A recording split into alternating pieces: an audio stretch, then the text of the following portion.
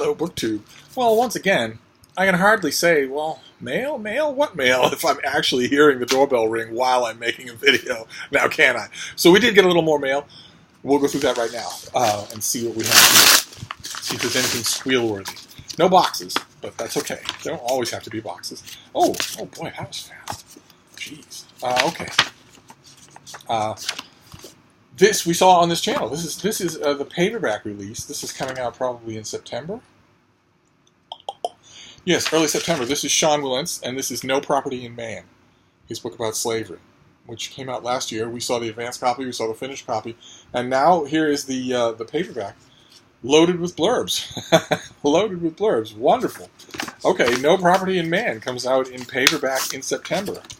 Great. Oh, that can't be right. That can't be right. Nobody does that anymore.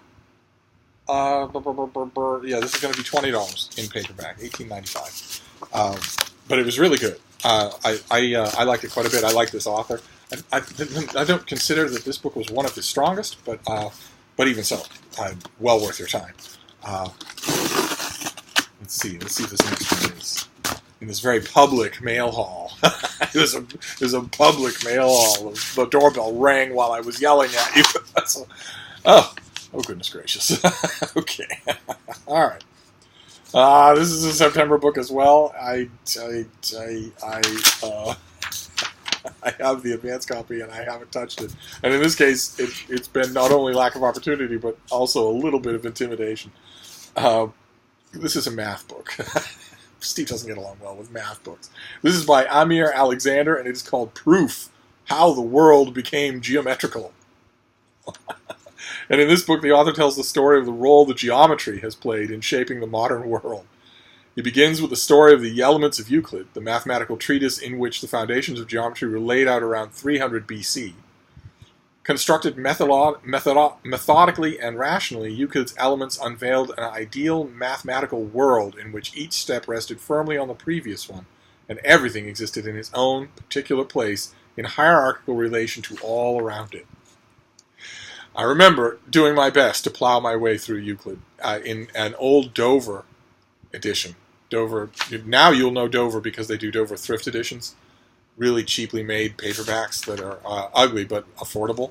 But before Dover shrunk to do that, they did a really ambitious line of reprints. Really ambitious. Stuff that no other reprint house was doing in English. And Euclid was one of them. They did tons of other things, just tons.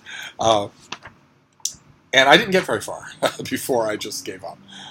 From Euclid to ancient Greece, the author jumps ahead to Renaissance Italy, where artists and architects such as Brunelleschi, Masaccio, and Alberti revolutionized art through the use of perspective, creating the illusion of depth by geometrical means. Might have been a little artistic talent involved too, but that's okay. And from there, the author takes us to monarchical France, where a love of geometrical gardens, originally imported from Italy, flourished and ultimately found its apotheosis in Louis XIV's grandiose gardens at Versailles. So Proof is, in part, a history of design, of the geometrical principles that came to shape our physical world. But it is also a political and social history. Okay, so that's a little bit more Steve's line of country. Okay, well, I just guess if I have the finished copy, there's really no avoiding this anymore. I know that I'm going to get no further than 10 pages before the author's whizzing right over my head. Look at this. His name has a footnote to list his previous book. Good Lord. Oh, good Lord. Pray for Mojo. All right. Let's see if this next one is very skinny. Could be a slim volume of poetry. We're right in the time now for either slim volumes of poetry or publishing catalogs, both of which form very slim packages, and one of which Steve is a bit more enthused to get than the other. Okay, pull tab on this thing doesn't work at all, so we have to destroy the package to get into it. Oh, goodness gracious. No, all right, this is neither a slim volume of poetry, nor is it a catalog. This is better than both. This is the new Maigret. This is Simenon. Maigret defends himself. Wow. Maigret's cheeks turned red as they had at school whenever he was called to the headmaster's office. Wow. He had been at the police department for more than 30 years and the head of the crime squad for 10 years, but this was the first time he had been summoned like this. That's a quote from the book. Maigret is shocked to find himself accused of a crime and must fight to prove his innocence and save his reputation. And this is part of Penguin's ongoing retranslation of all of Simenon. Incredible. An incredible and largely unheralded thing. I don't think I've ever seen one of those longer London Review of Books or New York Review of Books long think pieces about this reissue. I don't think I've seen that. And that's a shame, because I have been comparing, whenever I can, I've been comparing the translations with the older translations, and these are uniformly better and also gorgeous. They're just gorgeous to have a whole shelf of these. And, of course, the Maigret novels are wonderful. They are wonderful to just pop down like candy. Wonderful. All right. A distinct antidote to a book on geometry. Now we have this last package, and then we'll be done. We'll be done for today. I really doubt there'll be more mail. What I will do next is take the bean outside for one more walk in the daylight. It's brutal outside. It's 90 degrees Fahrenheit, and the ground is super hot. So, and Frida overheats, so we can't really stay out for long. And because we can't stay out for long, we tend to go out more often. This thing's fighting like crazy. Okay, I might not be able to get this open. If I can't get it open, then it's bleeding and fusing all over my fingers. My fingers are now green. I always say this, that you don't need to do it. You really don't. Nobody knows more about the ins and outs of the American postal system than I do. If you package a book just normally and seal it and send it off, unless the book is 1,000 pages long and it has 1,000 miles to go, it's going to be fine. You don't need to package it for Mars. Goodness gracious. Oh, this is going to be the same person. Oh, this is another book from one of you. And this is just, what, a day? A day or two? I can't remember. Was it yesterday? That we got the previous volume of this. Oh my god! All right. Well, this is a gift. I want to get the stickers off so you can see it plain as day here. This is a gift from one of you, and it is much, much appreciated. This is you remember the other day I got 2 presidential books. One on Bill Clinton, My Life, and volume 1 of Blanche Wiesen Cook's biography, her multi-volume biography of Eleanor Roosevelt, and I didn't have it, and that was a wonderful thing. And I think in that video I said, "Gee, I wish I had all 3 of the volumes in that series." And here's volume 2. This is volume 2. Wow. Wow.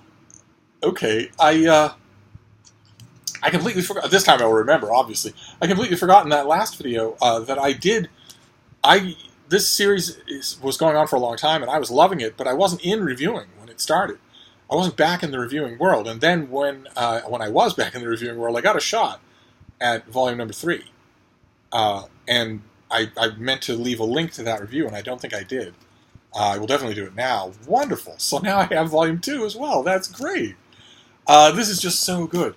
I mean, this is an author, this is a biographer who does not assume anything. She doesn't assume that her subjects are interesting. Instead, she works to show you how they're interesting. She doesn't assume that just telling you the story is going to compel your interest. Instead, she writes in an interesting prose. I can't praise the whole series high enough. And now I have the first 2 volumes of it. That is great. I don't know who this person is who's sending these, but I really appreciate it. How very nice.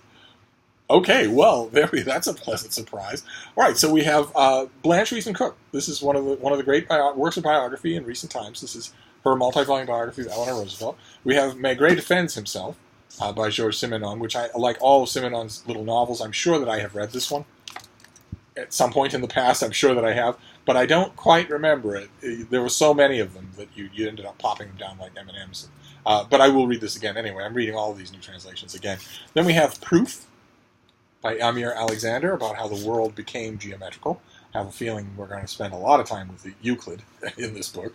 And No Property in Man by Sean Mullins in a paperback. So this paperback comes out in a couple of weeks in your bookstores. So this will be in your bookstores if you passed on it and you're interested. This is all about slavery and abolitionism and the stain of slavery on the American founding. And a lot of it is quite good. And the paperback has a cover board by David Blight, who did the biography of Frederick Douglass that was fantastic. So there you go. That is another mail haul. And with a treat, with another treat, with a present. I can't express my gratitude highly enough. That is so wonderful. Okay, so I'm going to wrap this up, and I'm going to take the bean on an aborted walk in the boiling heat, and then get to work. but I will see you tomorrow. We have plenty more to talk about, so I'll be back. Thank you, BookTube.